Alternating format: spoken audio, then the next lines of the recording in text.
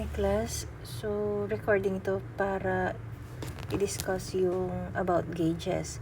Using yung mga gauges, dun makukuha yung edge distances ng mga connections natin or yung para sa steel kapag bolted connection siya.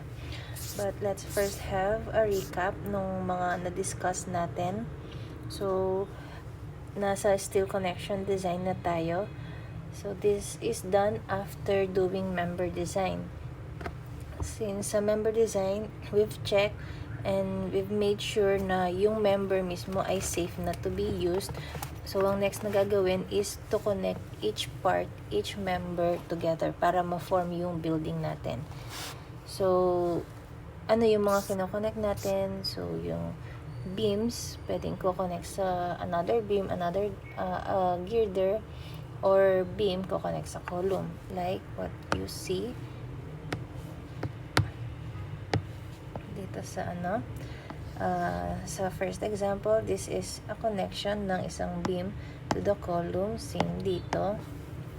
So, makikita nyo dito, web lang ng section yung nakakonect. Dito, pati yung flange ng W shape or nitong beam na to. So, this is a I-beam or W shape na beam. Pati yung flanges niya ay connected. And then, pati yung web niya ay connected. May ganyan siya. So, tatlong bolt rope. So, same with this one. Connected din ang flanges niya. Pero, iba yung connector na ginamit dito sa flanges niya. So, I think this is an angle. Let's try zooming in. So, parang angle yung ginamit. Top and bottom flanges connected sa angle. Oh, meron siyang bolt doon. I think this is a WT connector. So, WT, yung web ng WT, ito yung nakakonect dun sa beam. Nakaganyan siya. Then, bolted siya dito. And then, bottom flange niya then is bolted or connected. Yan. So, ganun yung connection niya sa beam. Then, sa column part, paano siya ko-connect? Through the flanges ng WT connector mo. Sila naman yung ko-connect dun sa column. So, there are different ways. And, iba-iba yung role na ginagampanan. Kung ito, iba ang connection niya, iba yung mga loads na dinadala niyan kumpara dito. Depende sa paggagamitan. So, this next example, itong mga to, these are beam to another beam connection or beam to girder connection. So, kung makikita nyo, level yung top of steel nila, itong mga to, level sila. So, kung didiretso mo yung W shape, pag ganyan, magbabangga yung mga flanges nila. That's why, meron kayong nakikita dito mga groove para makapasok sa loob yung connecting beam dun sa supporting na beam. This is the supporting beam. Ito yung co-connect or connecting beam. So, from through sa web part, dun sila mag-shear plate connection. Okay. Then, so next, these are brace connections. So, ito yung nakikita nating mga examples sa bolt shear or sa block shear examples natin nung nakaraan, wherein meron kang single angle, tapos ko-connect siya sa gusset plate. Ito ang itsura niya overall. So, yung gusset plate, siya yung ko-connect sa column flange. I-weld siya doon. Then next, meron din tayo may truss connections din tayo. So, this is an example of a truss connection. Makikita nyo dito, this is a hollow structural steel. This can be a rectangular or square hollow structural steel. Or pwede ring, baka din siya, circular, diba? Wala, di kasi natin mabasa yung, yung dito, anong property niya. But, ayan. Anong ginamit nilang connection? Nag-weld sila. Ito yung member i-connect siya sa gusset plate. We-weld siya sa gusset plate dito. And then, yung gusset plate, we-weld siya dun sa support natin na member, which is yung top part ng truss na to. This is called yung top cord. And then, sa ilalim is itong mahabang dito. This is what you call the bottom na cord. Bottom cord. Ano ba? Cord. Okay? So, example lang yan. Truss can also be bolted. So, okay lang yun. So, ayun nga. Meron tayong two ways to bolt or assemble yung different members ng structure.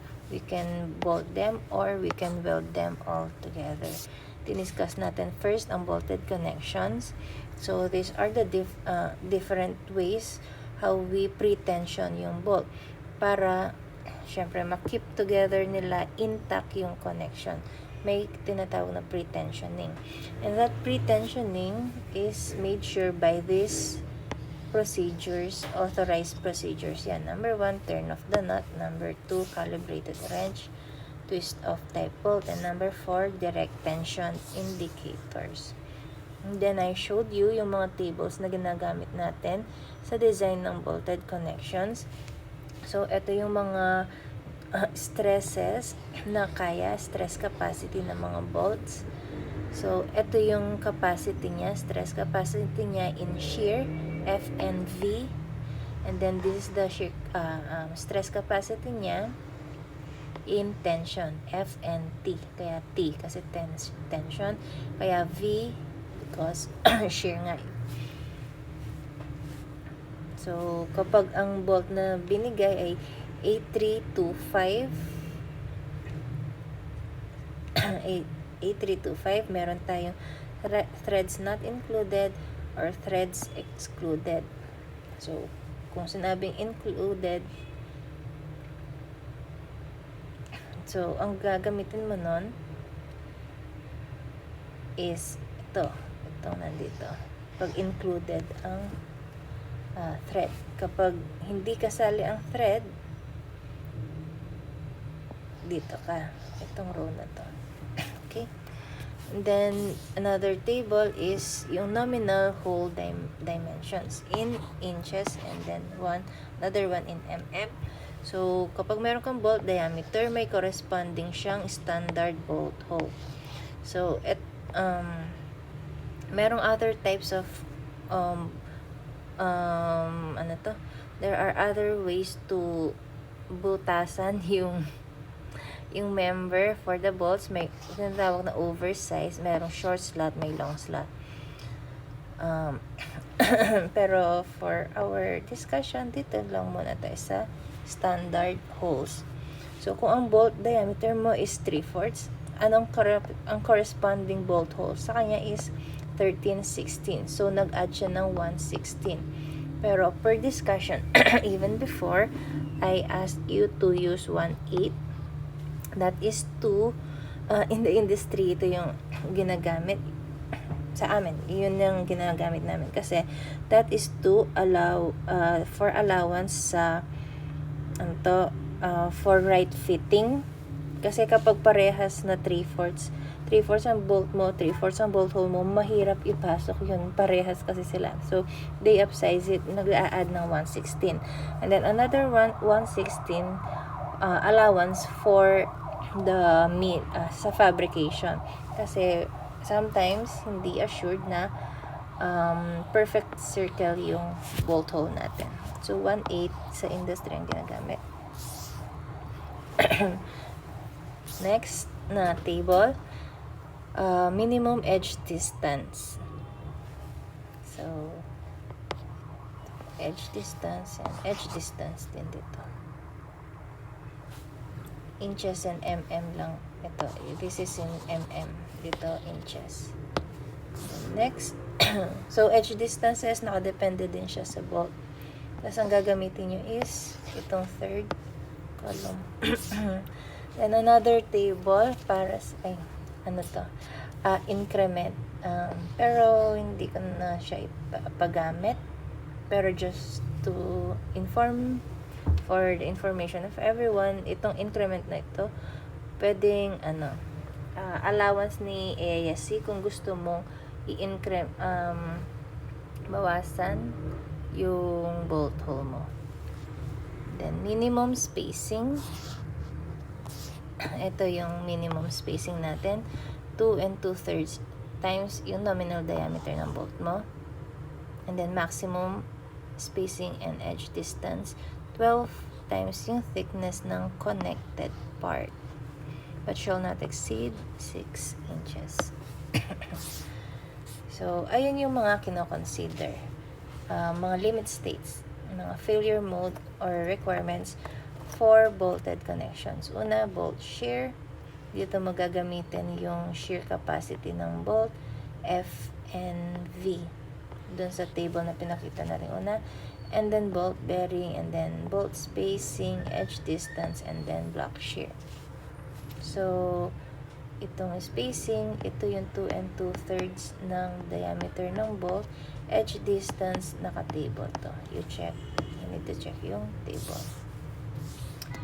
So, bolt shear, sabi nga natin, may F and V na given. Yung mga ito, depende kung anong bolt nang ipapagamit. A307, A325 included, or A325 na excluded, A490 na N-type, A490 na X-type. So, yun yung F and V. And then, area ng bolts, para makukuha yung area ng bolt, syempre, ano ang area ng circle? Area ng circle is pi r squared. Isang circle pa lang yan. So, isang bolt pa lang yan. So, kunwari, titingnan mo yung connection mo. How many bolts do you have? Kunwari, ito yung lap splice mo or lap joint mo. So, kung 3 bolt mo, you need to multiply yung isang bolt area sa 3.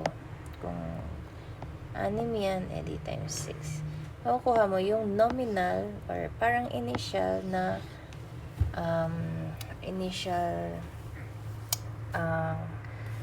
bolt shear capacity. Then, kasi you need to multiply that sa mga factors mo. Ito kung LRFD, and then ito naman kung ASD. So, after mong gamitin yung factors, dun mo makukuha yung RU or ultimate para sa LRFD, and then RA para sa ASD. Ito yung mga capacity na sa LRFD, and then ito capacity sa ASD.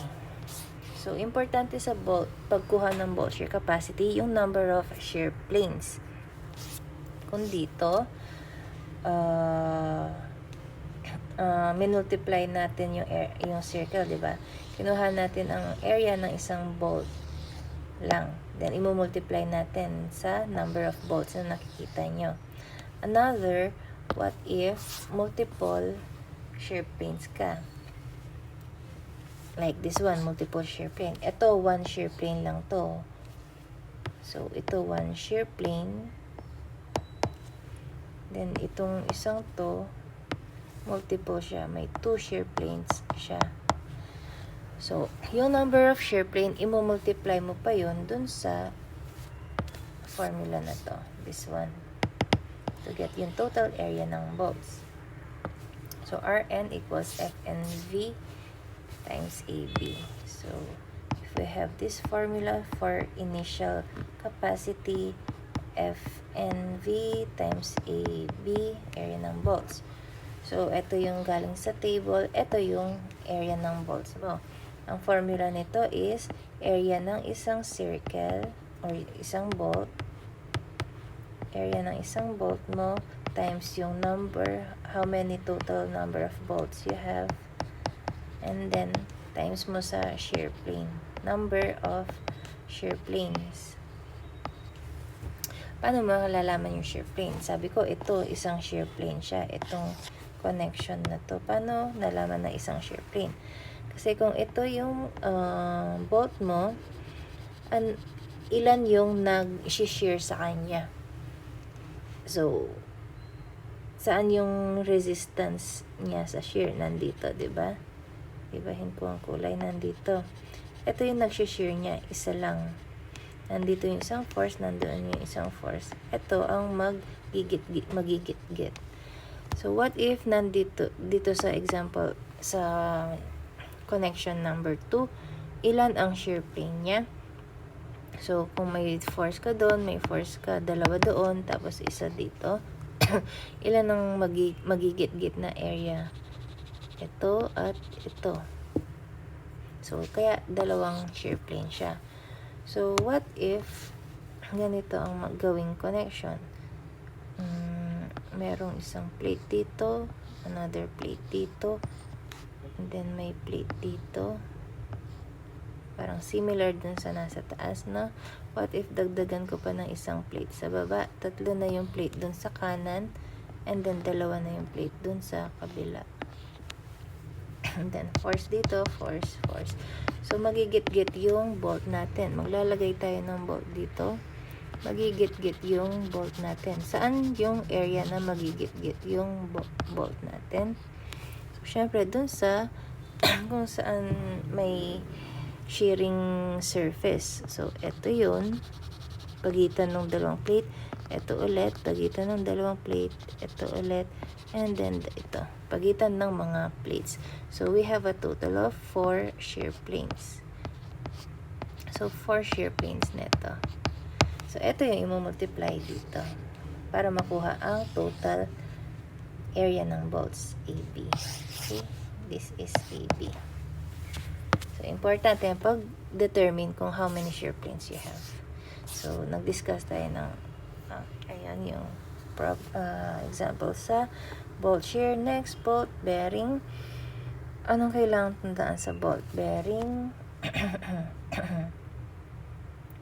Bolt bearing, mayroon kang bolt bearing dun sa connecting member, may bolt bearing ka dun sa supporting member. Example, meron kang plate 1 and then plate 2, ibo-bolt together mo sila. So, i-check mo yung bolt bearing ng plate 1. I-check mo din yung bolt bearing ng plate 2. Same lang ang equation na gagamitin mo sa kanila. Magkakaiba lang sila sa thickness. And if magkaiba ang grade ng plates nila, edi magkaiba din sila ng FU. So, LC, ito yung definition ng LC. Nandito. It is yung edge distance dito, pero minus yung bolt hole part na to. Then, that is just LC1. Kasi isa lang ang bolt hole niya. Kapag dalawa na yan, meron kang LC dito sa part na to. LC din yun for spacing. So, yung isang LC, this one, this is LC for edge distance. LC1 is considering yung edge distance, and then LC2, this is yung LC considering yung spacing. So, example, if ito yung LE, edge distance mo, say LE ang tawag, and then merong spacing, let's call it S, spacing between the two bolts. Ang LE mo is 1.5, ang spacing mo is 3 inches. Kunin natin, and then yung diameter ng bolt is 3/4 inches. So, ano ang LC1 mo? LC1 will be yung edge distance na 1.5 minus 1/2 ng hole diameter.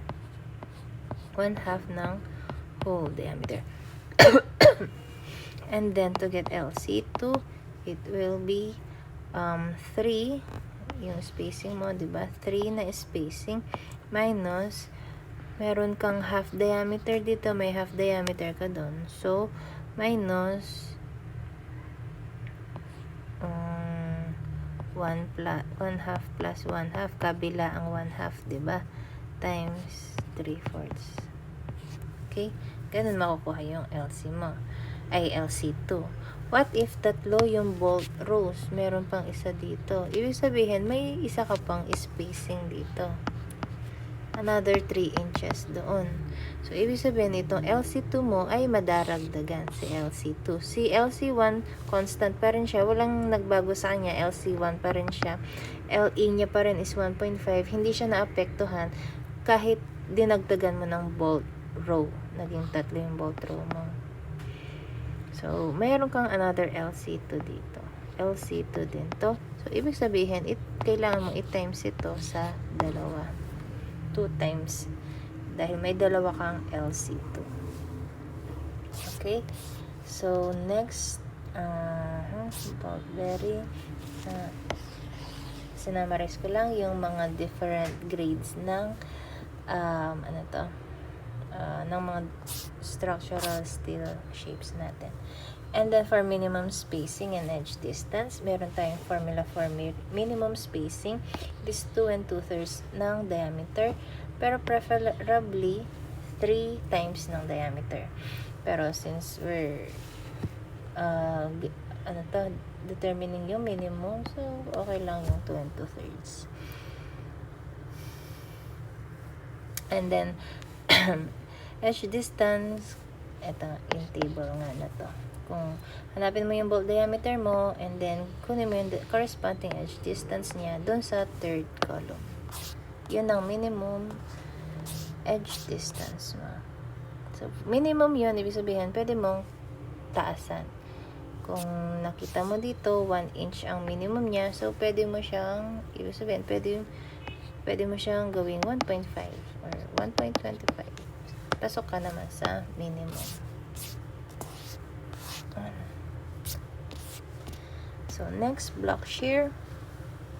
Block shear, kailangan mong i-determine yung shearing area and then yung tension area. Paano malalaman yun? Kailangan mong evaluate yung connection mo. So, kapag block shear, isang block nung member na chine-check mo ang ang mara-rupture out. Isang buong segment ang matatapyas dun sa member na chine-check mo. So, meron kang may block shear ka dun sa connecting member, meron kang block shear dun sa supporting member like yung gusset plate dito sa figure na to. Paano magbo-block shear ang member? Etong member na to. Mangyayari ang block shear sa kanya, of course, dun sa weak area niya. Saan ng weak area niya? Itong maliit na area na to, di ba? Kasi hindi naman pwedeng mag-block shear siya dito. Kasi malaking area yan. Kung sa section mo to, ang itsura niyan ay angular siya. Tapos nandito yung bolt mo.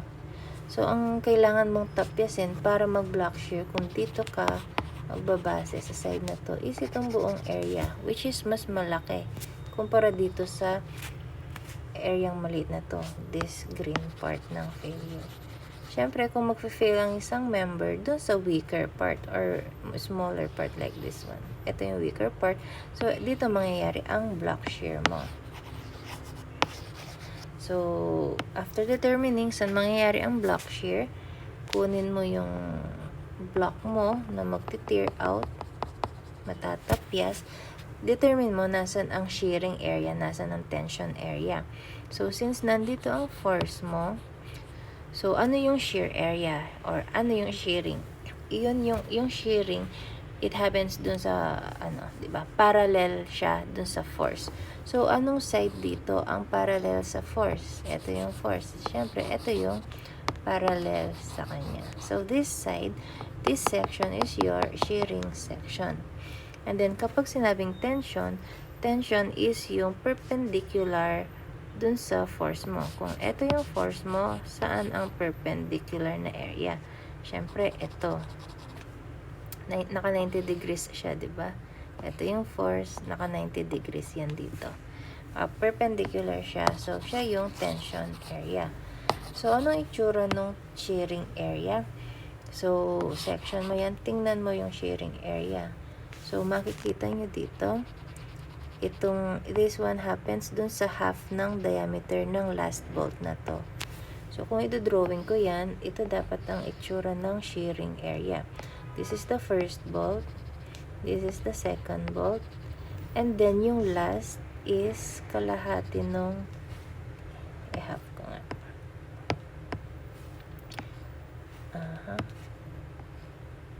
Maliit lang siya. Half lang kasi siya ng bolt.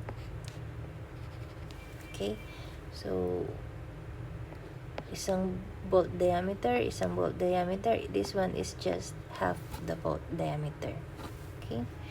So, pag titingnan mo naman, yung tension area, kung idodrawing mo yan, it will be, ito lang yung may half diameter. So, may half diameter dito, and then, wala na. So, this is D over 2. Okay? So, ito yung LEH. This is LEH, diba? From the edge distance to the center line ng bolt mo. This is LEH. Edge distance. And then, ito yung edge distance sa tawagan natin LEV, vertical. And then, meron tayo dito, spacing, S, mga spacing sila. So, to get yung, ano ba to? Kailangan mong kunin yung ANV, ANT, and AGV. So, ANV, ay ito, naka-define. ANV is yung net shear area, and then AGV, net gross area, and then ANT is net tension area. AGV is gross shear area. So, gross, ibig sabihin, hindi mo aalisin yung area na binutas ng bolt. Kapag ANT, net area, ibig sabihin, aalisin mo yung area na binutas ng bolt. Then, ANT, ibig sabihin, yung area na aalisin mo yung butas area ng bolt. So, let's say, ang AGV nito is, sabihin natin, ang diameter is 3/4 inch, ang spacing is 3 inches, ang LEV is 1.5, same as LEH, sabihin natin 1.5. So, gawin natin yung AGV, gross shearing area.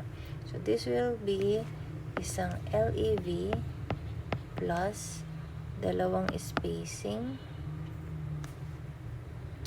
plus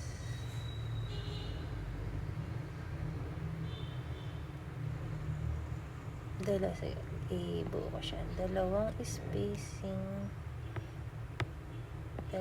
spacing, pero ima-minus ko yung area na binutas ng bolt. So, merong 1, 2, and then 0.5, 2.5 minus 2.5 na bolts. dB. Ano yung dB natin? 3/4. Yan yung and then, syempre, times mo sa thickness. Thickness na ito. Say, kunwari, 1 inch plate ito. So, times 1 inch. So, AGV is LEV na 1.5 plus spacing ay 3 inches minus 2.5 na bolts. 3/4 bolts.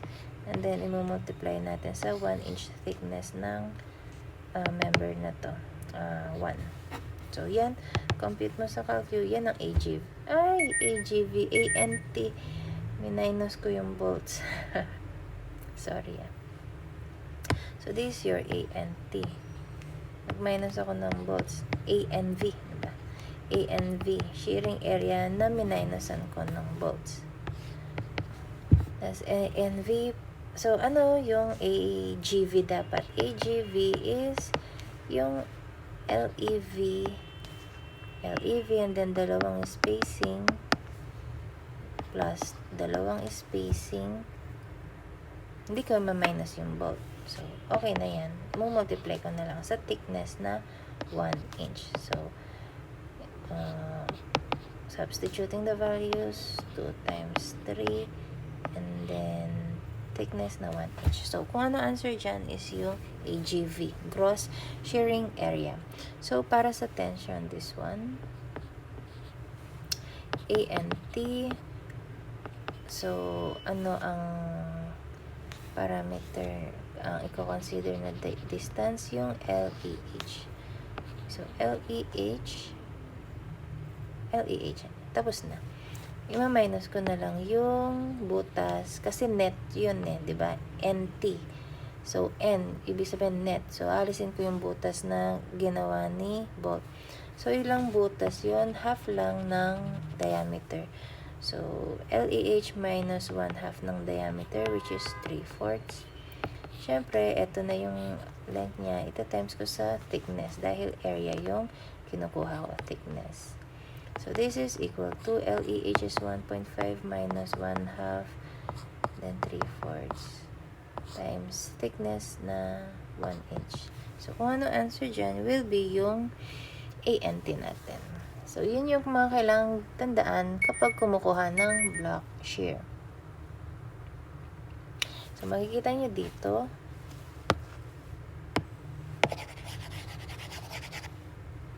So, may dalawang value.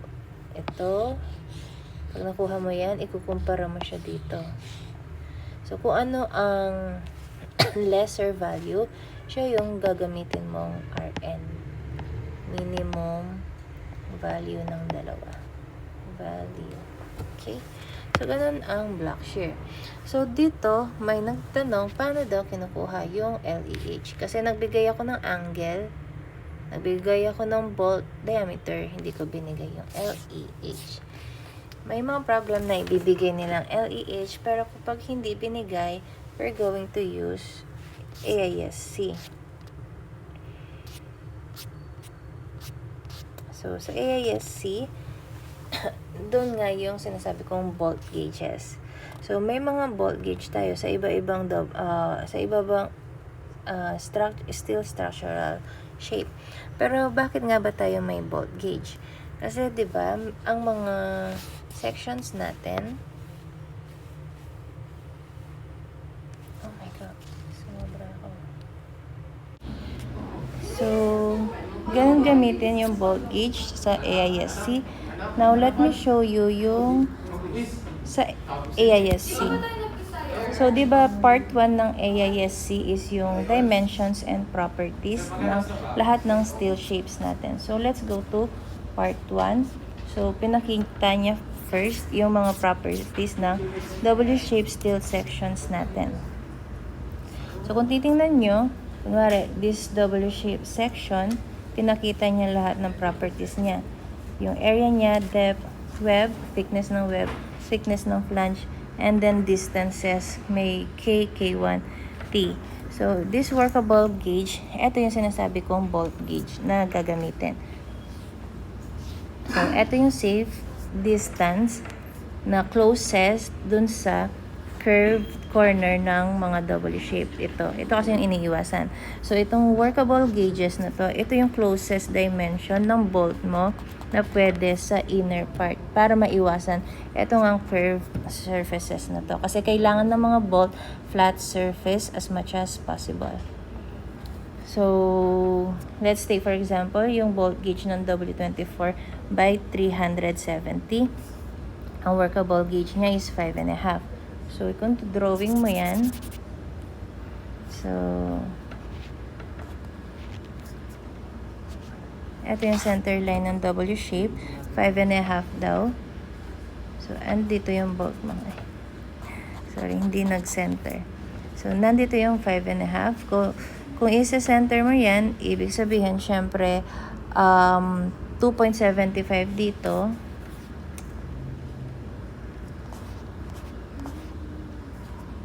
So, dito, this is 2.75. 2.75 din sa kabila. So, centered siya. Then, paano mo kukunin yung edge distance na to? So, syempre, naka-center yung bolt gauge. Ibig sabihin, equal yung edge distance mo dito sa right.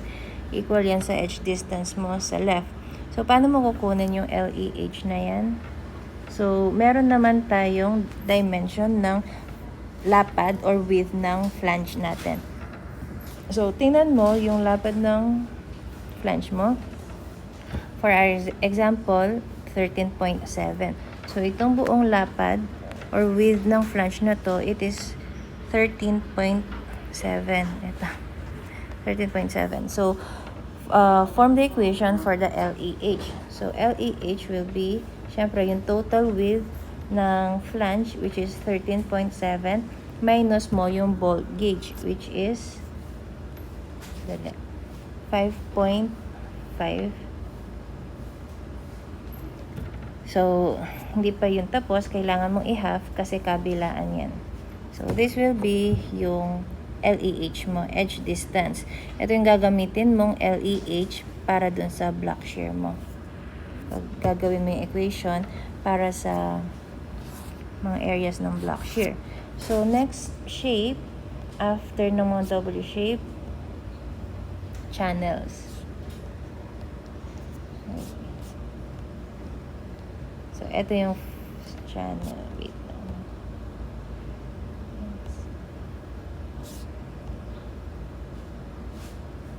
So, ito yung channels natin. So, syempre, C-shape siya. Pero, kung titingnan nyo dito, medyo angled yung flange niya. Pero, meron naman tayong pareng bolt gauge dyan para maiwasan yung steep na corner dito. Mas steep kasi yung curvature dito. And then, yung curvature dito sa outer flanges is okay naman. So, tested naman yon. So, pwede pa rin tayo mag-bolt doon. So, basta lang within or minimum natin is yung provided na gauge nga ni AISC. So, let's take for example, itong MC 18 by 58. Ang workable bolt gauge niya is 2.5.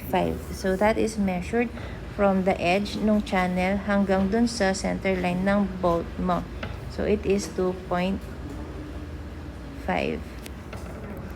So, paano mo kukunin yung LEH, which is this one, yung natira. This will be your LEH. So, meron tayong width pa din ng flange ng channel, which is 4.2. So, you can form the equation, yung total width, which is 4.2 minus yung bolt gauge, 2.5. So, yun yung natira na magiging LEH mo. So, next, steel shape, angle. Na-discuss na natin yon. WT, the same with W shape yan. So, wala na. After WT, ano na yung mga hollow sections na. Yeah. So, yun lahat yung mga steel sections na meron tayong workable bolt gauge.